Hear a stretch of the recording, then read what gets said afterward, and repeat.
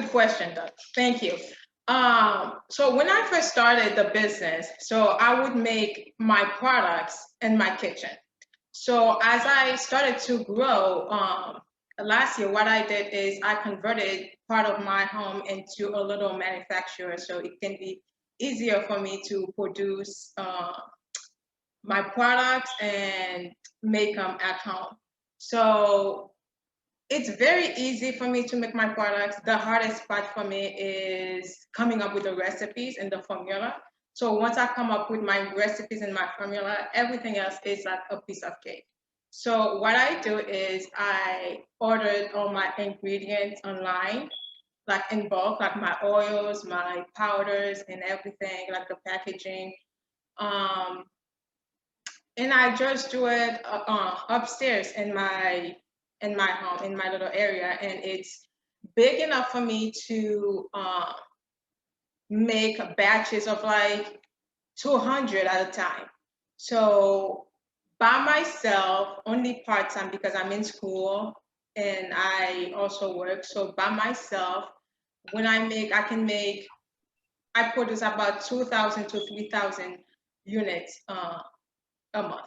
So eventually, with the money that I'm going to get and from Dolphin Tank, and also I'm thinking about employing someone part-time to help me produce my products. So I'm thinking like with that, I can easily make 9 to 10,000 a month easily with no problem because it is so very easy for me to make. And eventually I am looking at probably renting out a commercial kitchen. And with that, I can even do like 15 to 20,000 because again, it is a very easy. And I know very soon, like over the next few years, like 5 years, I'm gonna be all over the world. And by then, I'm gonna have manufacturers all over the world. So that's it.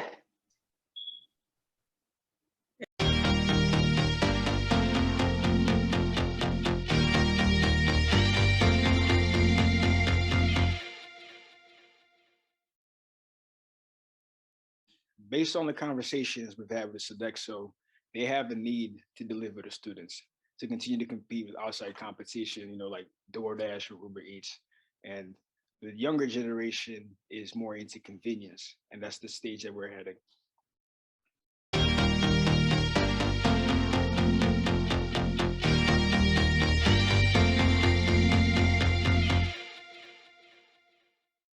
The chances of scaling to other campuses are high if we can make the pilot go smoothly here at Lemoyne. The agreement is under the assumption that we will scale together, Clutch and Sodexo. As for the monthly fee, our operational fee is high, but if you look at our delivery fee, is low. And when you look at our competition, we are actually cheaper. Um, Companies like DoorDash, Uber Eats, they charge their partners around 25 to 30%. So we are cheaper.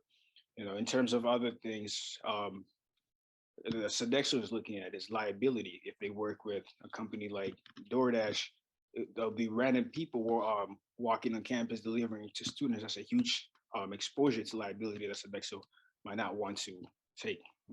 From our meeting with Sodexo, whether it's weekly or monthly, whenever we meet, they stress how much they want to make this work.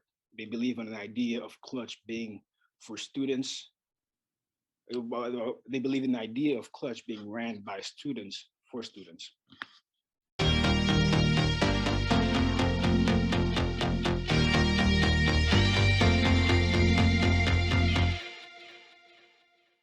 Sodexo is trying to figure out the best way to apply this fee and whether that will be applied to the institution through the meal plan. That's they're still trying to figure that out.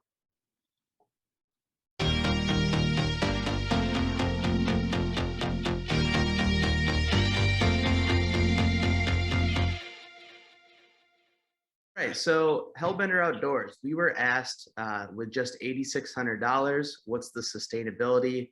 of hiring an editor, and how long can we do that, and for how much content does that buy us? So with $8,600, we can afford to pay an editor $100 per video per week for the next 18 months. This is the kind of consistency that we need to rapidly accrue our audience. After those 18 months, we expect to be well above our 1,000 subscriber threshold that enables us to place ads on our videos and collect ad revenue. Around this time, we're planning to start offering our own line of apparel and merchandise to our audience. And we've seen similar sized channels do this and collect anywhere from $200 to $800 per month selling merchandise alone.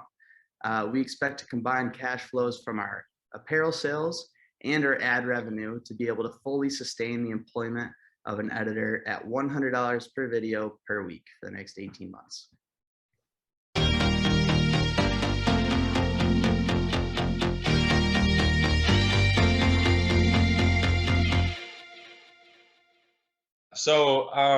So we currently, for Hypera, we have a partnership offer from a large manufacturer who has production models on the market that they've done for other companies.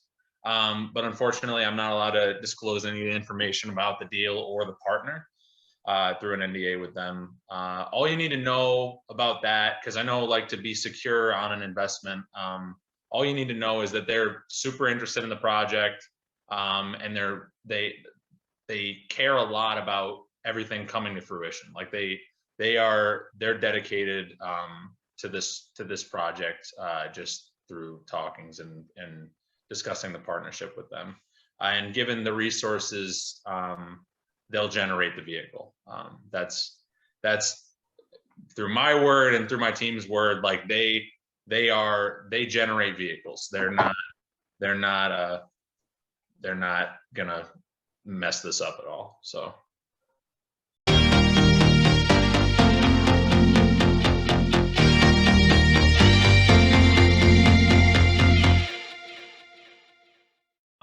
Yeah, so our leadership team that was on the actual pitch with Mike, Richard, and myself, that is the managerial team. Like that's the brains, I like to say, but it's not really the brains behind the machines. It's the brains behind the company. The brains behind the machine is a team led by me, and then sub-led by contracted engineers. James Passmore is from Massachusetts, and he owns CAD9 Design. He's a world-renowned engineer, really great guy, and he's been through the whole process. We've been working together on this for about 3.5 years. Before Hypera was even founded, we started working on this project together. So, and they're on a contracted schedule, so they're paid basically by me. Before Hypera was founded, they're just paid directly by me, and then after Hypera was founded, Hypera is now paying them as contracted workers. And then Kim Gi-hyun, he's our lead design. He leads the design team, and they communicate. The process goes, it goes design team and I kind of conceptualize and figure out what we can do, and then we get to a point where we have a full rendition and a full concept, and then we send that full concept to the engineering team, and then the engineering team comes back to us and says, what can be done and what can't be done, and then so that process has happened about 3 or 4 times now. So right now we're on what we're calling C3, which is concept 3 of our design process. And we believe as a team, as a whole, like through a meeting that we've all had together, that this is the final form of the concept, and we move forward to the actual engineering phase as soon as there are finances in place to move forward. And the negotiation for the actual partnership was done by me and my dad, and it was actually done through the CEO of the company who we're partnering with and his son.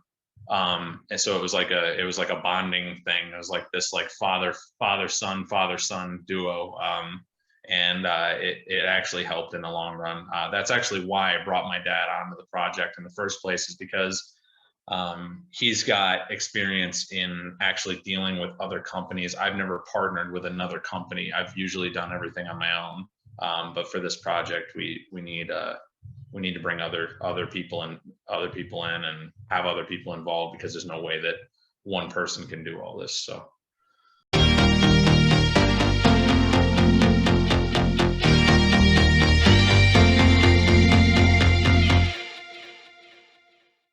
So I'm assuming, so I'll assume the question as like the ideal model. Since I can't talk about the manufacturer, I guess I'll just discuss the ideal model. The ideal model that we want to have with this manufacturer is that the manufacturer will produce and test, or we're calling them mule cars, where they're generating the manufacturing process of the car. They're making the tooling. They're figuring everything out. That would be fully funded by us through financing or through a seed round that we're attempting to figure out right now. And then after that, after they've generated the mule car, which Hypera would own, they have no ownership of that. They're strictly contracted making the cars. And then when Hypera begins selling cars, they will manufacture every single car bespoke to customer. So build to order, because most likely every single car will have bespoke one-of-one aspects to it. And they'll be paid, the company will be paid for material and labor as a kind of like a cost of goods sold expense for Hypera per every single order. So we sell a car, part of that money goes to go manufacture the car and the materials, and the manufacturing process is through them, and they're going to be paying for the materials and that, and then it's taken out as a cost of goods sold for Hypera for every single car sold. So that's the ideal model, and that's actually what's being discussed with them through the partnership. So great. Yeah.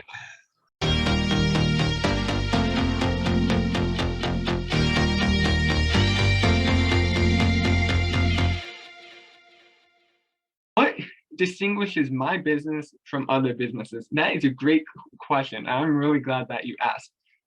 We run by the business model of quantity meeting quality. By this, I mean, there are other marketing firms out there that do social media and stuff, but they're charging thousands of dollars for a single video. And the thing with social media is it is a very dynamic field.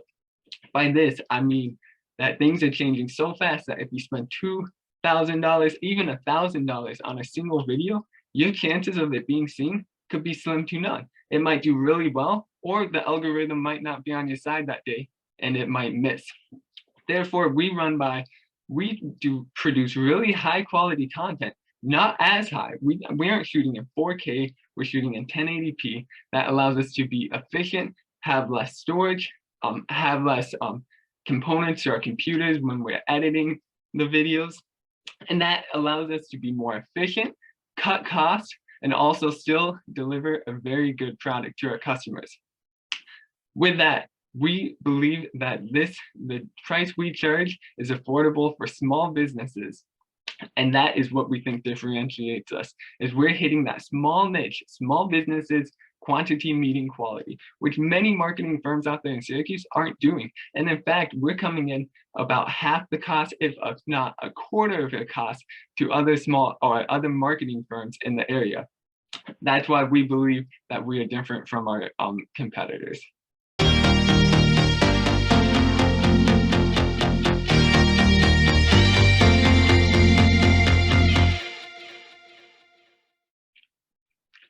Thank you for your question, for asking about my reoccurring model subscription. I actually am doing that right now, is we are charging our customers on a monthly basis. We do this because we believe that social media takes investment into a company. We can't just come in one month, make some videos for you, make some photos, and then expect to have 10,000 followers overnight, next night. these small businesses take time, but as we put out content for them month after month after month, they see a result because customers that are walking into their business start following them and they see that their feed's actually active, and customers love that about small businesses. So yes, we do have a subscription-based model.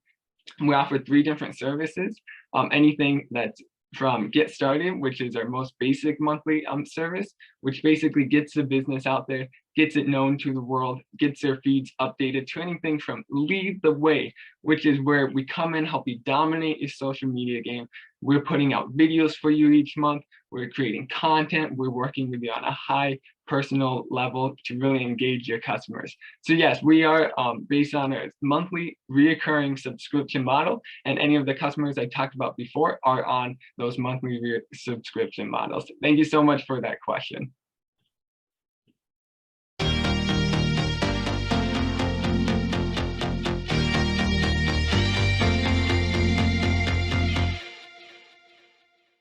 So I purchase my clothes from thrift stores such as Goodwill, Salvation Army, or even online secondhand shops like ThredUp.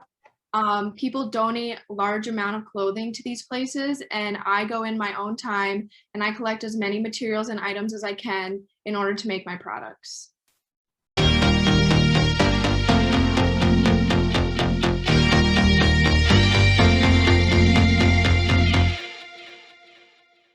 Donated to the stores, but I go in and I purchase them with my own money.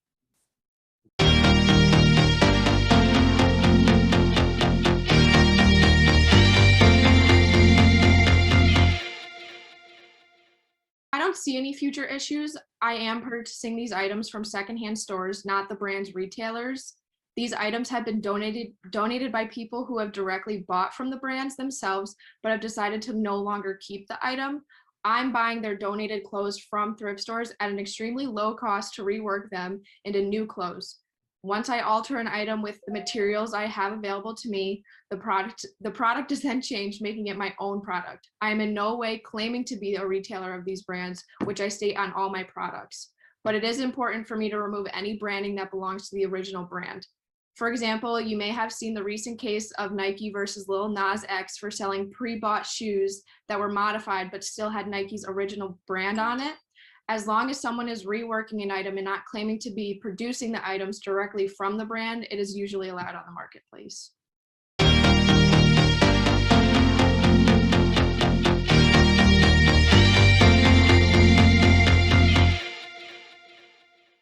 I don't see educating people on how to upcycle hurting my margins, because I see it as having a more positive impact. When I teach people how they can upcycle at home, it brings more attention to my brand, and that just brings in more consumers. So should someone decide to take what I have taught them and start up their own small business of upcycling, it's ultimately supporting the goal of a sustainable future. What makes me and my brand stand out from other small businesses that begin to upcycle is not only my unique styles, but my drive and dedication to my business.